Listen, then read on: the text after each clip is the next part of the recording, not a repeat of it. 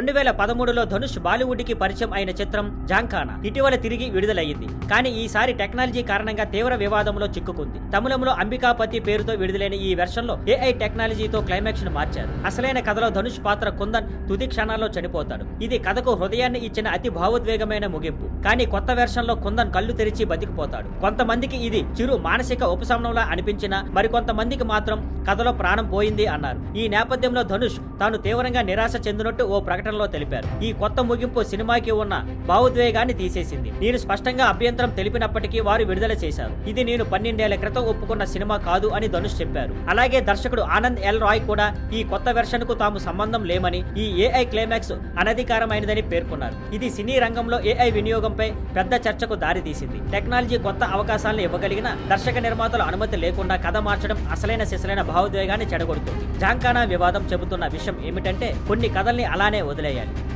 Thank you for watching. Please like, share and subscribe.